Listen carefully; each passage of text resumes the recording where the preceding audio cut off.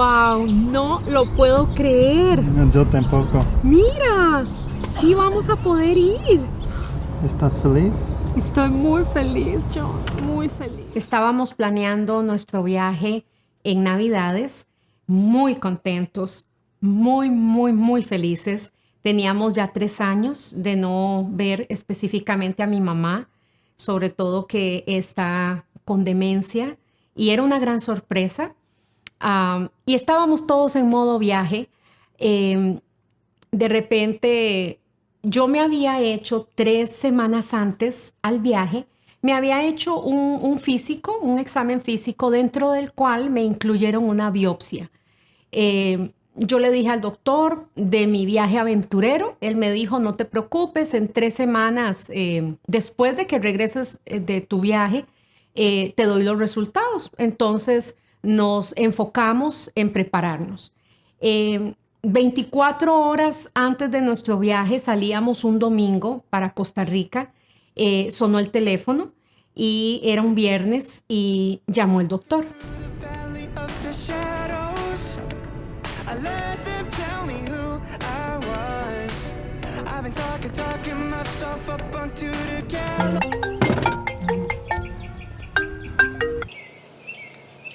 ¿Aló?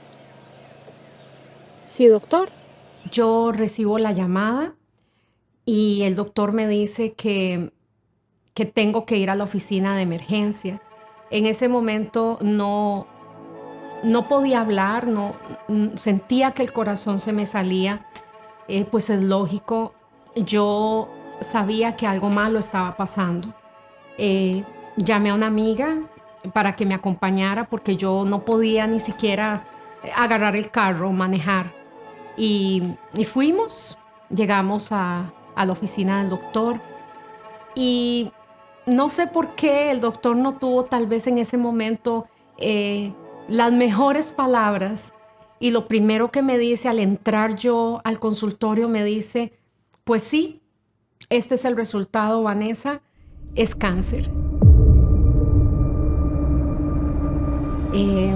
Aterrador, escalofriante el diagnóstico. No pude hablar, no podía respirar, no podía expresar en ese momento lo que yo estaba sintiendo. Obviamente, en un momento así, en ese escenario, lo menos que piensas es en tu viaje aventurero. Salí al carro sola, dejé a mi amiga en el consultorio y lo que hice fue abrazarme a sí misma y extrañar muchísimo a mi mamá.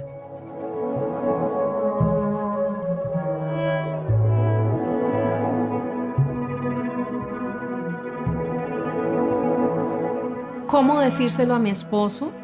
Si él estaba en casa cuidando a nuestros 4 hijos, somos papás de cuatrillizos de 9 años. What's wrong, Elias? What is it? There's this zero and I don't even know what to do with it. And there's just a lot of... Daddy, look. Oh, I love it. Okay, Elias, any number plus 0 is going to be the same number again. 0 doesn't add a value to it, okay? He says, can you turn that TV down? The volume's too loud and I can't concentrate. Moises, please turn the TV down like I asked you to before. Están ilusionados porque viene un viaje en camino. ¿Cómo decirle a mi esposo? ¿Cómo poder manejar ese sentimiento sin preocupar a mis hijos y que me vieran tan preocupada? Lo que hicimos fue que mi amiga se fue a cuidar a mis hijos y sacamos a John a la casa de mi amiga y ahí, ya en un lugar privado, poder conversar con él y poderle explicar lo que venía. Explicar y dar una noticia así a tu ser querido no es fácil. Obviamente era como que el mundo se detuvo y hubo un silencio total en nuestra vida, en nuestro giro de vida. El apoyo total de parte de John, mi esposo, en estar juntos en este momento, en enfrentar lo que venía juntos y en poder planear cómo íbamos a decirle a los chicos. Obviamente tomamos la decisión de no darles a los niños detalles específicos. Llegamos a casa, los reunimos y la mejor excusa de que me vieran tan triste era que se cancelaba el viaje, y nos quedó perfecto. Ellos me veían muy triste, pero les dijimos que el viaje se cancelaba por cuestiones de salud. Como estamos en medio de una pandemia, pues todo puede cambiar en cualquier momento. De inmediato sentí una fuerza en mi corazón de decirle a mi esposo que íbamos a tener la mejor Navidad del mundo, nuestra mejor Navidad, y empezamos a planearlo a partir de ahí.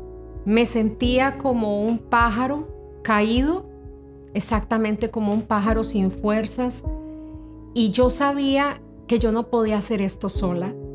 Sabía que inmediatamente yo tenía que activar un batallón de guerra espiritual. Sabía que tenía que agarrarme fuerte de la mano de hombres y mujeres fuertes en oración. Y eso fue lo que hice, activar un batallón de oración para lo que se veía venir.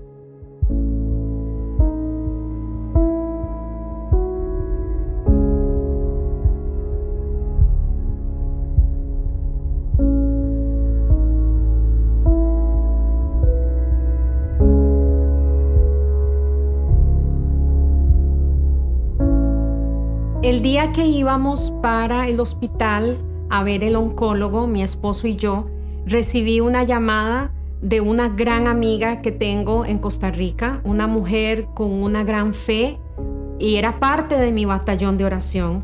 Y ella me dijo que tenía algo importante que decirme. Y me dice: Vane, me alegro muchísimo que estés pasando por esto.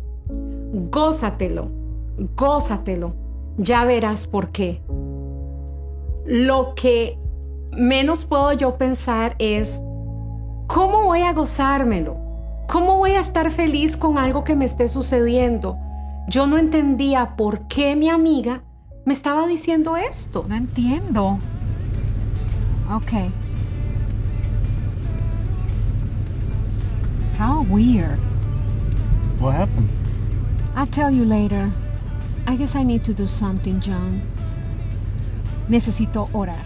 Cuando llegamos al lugar, al hospital, le dije a mi esposo que por favor que se estacionara y que yo quería bajarme en la entrada principal del hospital, y en modo automático me arrodillé enfrente de ese monstruo, de ese Goliat.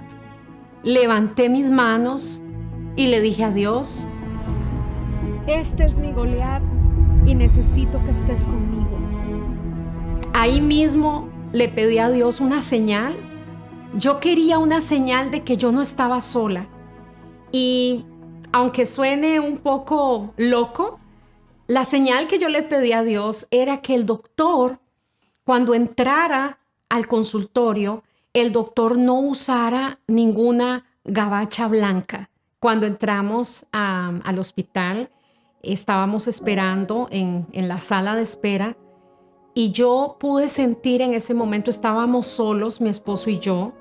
Ellos tratan de tener las citas con bastante distancia por todo lo que está ocurriendo. Yo estaba sentada ahí en la sala de espera y yo podía ver en mi corazón, yo podía sentir una presencia enorme de unos ángeles que tenían sus espaldas de este tamaño. No les pude ver sus caras, sus piernas eran de este tamaño y ellos estaban sentados en cada esquina en esa sala de espera. Cuando me llamaron a entrar al consultorio, yo sentía una paz que no podría explicarla. A los 5 minutos entra el doctor y lo primero que yo veo es que este doctor entró sin una gabacha. Este doctor estaba vestido totalmente casual, con zapatilla, con ropa totalmente casual, y era difícil entender que él era un doctor. Y eso me trajo una paz tan grande, tan grande. Él cruza sus manos, se recuesta y me dice: Vanessa, apuntando hacia los papeles, tú de esto no vas a morir. Tú vas a poder ver crecer a tus hijos y vas a poder abrazar a tu mamá. Yo sabía que Dios estaba conmigo. Yo sabía que Él tenía algo preparado para mí. Era algo que yo sentía en mi corazón. Unos días antes estaba recordando que había orado con una amiga y con su esposo, y estábamos orando, y en ese momento se nos unió una persona que estaba en su casa, una persona que yo no conocía, y este chico empezó a orar por mí y Dios empezó a darle una palabra para mí. Era el Salmo 40. Yo llegué a mi casa, yo sabía que yo necesitaba nutrir mi vida de esta palabra, volver a leer esta palabra, y empecé a leerla cada día. Empecé a leer el Salmo 40 y empezó a haber gozo, empezó a haber fuerza dentro de mí.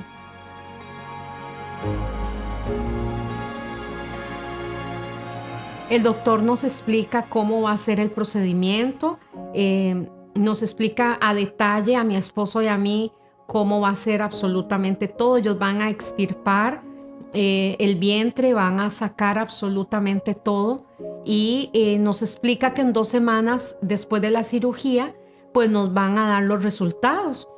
El día de la cirugía llegó con mucha paz que no les puedo explicar. No era el miedo aterrador que tuve desde un inicio. Sentía que había una fuerza dentro de mí, un batallón de oración que estaba ese día. El 31 de diciembre regresamos a casa. Estábamos mi esposo y yo esperando que llegaran esos resultados 2 semanas después, y el último día del año nos sorprendió el doctor, donde nos dio y nos anticipó que tenía los resultados en su mano. ¿Aló? ¿Sí? Dígame. ¿Los resultados? Sí. Ajá. Doctor, ¿todo bien? Everything is good, baby. Gracias, doctor. Muchas gracias, doctor.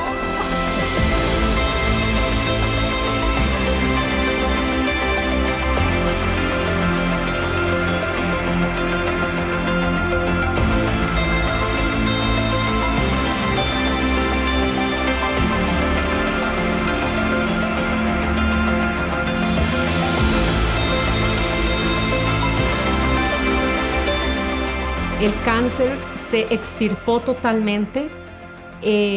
No existe ningún rastro de cáncer en mi cuerpo. Estoy limpia y no procede ningún tratamiento posterior a la cirugía. Estaba totalmente sana, como el Señor lo había dicho en su palabra. En ese momento, la alegría que existía en mi corazón no lo puedo explicar con palabras. Una oportunidad de vida, una oportunidad más, un propósito más, y fue el día más feliz de mi vida. Recibir un año nuevo con esa noticia, no se los puedo explicar en palabras. Cuando tienes una emergencia como esta, no puedes manejar 2 cosas. El hecho de cuidar el asunto de una cirugía, más estar al cuidado de los niños. Los niños tuvieron que salir de casa. Ellos salieron de casa 2 semanas. Mucha gente estuvo ahí ayudándonos, apoyándonos. Pero el 1 de enero yo quería ver a mis hijos, yo quería darles el año nuevo a mis hijos. Y aunque ellos no entendían lo que estaba sucediendo, le dije a mi esposo: yo me voy a parar de esta cama, yo me voy a alistar, yo me voy a poner lo más positiva posible porque voy a recibir a mis hijos en la puerta de la casa. Y le dije a mi esposo, saca vino de uvas, vamos a brindar nuestro año nuevo, vamos a darle gracias a Dios por la vida. Y así lo hicimos. Así, con cuidadito. Gracias, Dios. Gracias por mis bebés, mis amores. Mamá los ama, mamá, bebés. Billitos. Billitos. Billitos. Otro billito. Mi cielo hermoso. ¿Cómo los he extrañado? Y recuerdo ese momento como pocos, el momento de poder abrazar a tus hijos y saber que dentro de ese abrazo hay un abrazo de vida, un abrazo de paz, un abrazo de alegría, un abrazo de un feliz año nuevo. Vamos a contar 10, ¿ok? Y después hacemos por la salud de mamá. Ok, venga. A ver.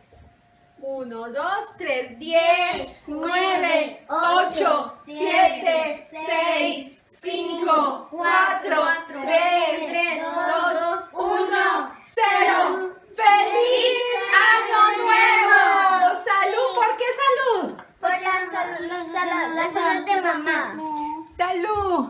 No puedo olvidar lo que el Salmo 40 Dios me regaló. Esa palabra que Dios me dio en el puro último versículo. Afligida yo, Jehová pensará en mí. Mi ayuda y mi libertador eres tú. Eso fue lo que sucedió. Yo entendí en todo este proceso que ya estaba escrito lo que me iba a suceder. Yo sabía fielmente que lo que Dios quería era aumentar mi fe. Y no es fácil, pero yo sabía que al final del túnel siempre iba a haber una salida para mí. Al final de cualquier situación yo sabía que yo no estaba sola. Y recordaba mucho a David cuando estaba metido en aquella cueva, cuando lo perseguía el rey Saúl. Pensaba también en Abraham cuando estaba en aquella tremenda prueba, levantando su mano para sacrificar a su hijo. Y pensaba en el mismo Jesús en el jardín del Getsemaní, cuando él le pedía a Dios que si por alguna oportunidad los planes se pudieran cambiar. Ellos tuvieron que pasar por pruebas, al igual que yo. Yo sabía que yo en algún momento tenía que pasar por esto para crecer mi fe. Yo sabía que no estaba sola y estos grandes hombres, el mismo Jesús, tuvo que atravesar esto para crecer su fe. Una fe genuina, como decía Pablo. No pretendo haberlo alcanzado todo, pero yo sé que el que empezó la buena obra en mí, la va a terminar. Después de este tiempo, he tratado de analizar por qué razón yo me arrodillo delante de un edificio y levanto mis manos. Y lo único que puedo pensar es que es lo que aprendí de niña. Aprendí de niña porque se me enseñó de niña a ver los Goliaths que veía mi mamá y enfrentarlos con fe. En automático yo me arrodillo, yo levanto mis manos. Y eso fue claro en mi vida, que lo que mi mamá me enseñó fue lo que yo iba a hacer. Yo quiero, en lo que me quede de vida, plantar árboles junto a corrientes de agua. Hombres y mujeres fuertes, empoderados. Niños y niñas que cuando enfrenten su Goliat puedan levantar sus manos frente a un edificio, aunque sea de locos. Hombres y mujeres que puedan tener una fe genuina. Ese es el legado que le quiero dejar a mis hijos. Eso es lo que yo quiero que ellos aprendan. Eso es lo que yo quiero que ellos vean cuando yo tenga que enfrentar en una situación difícil.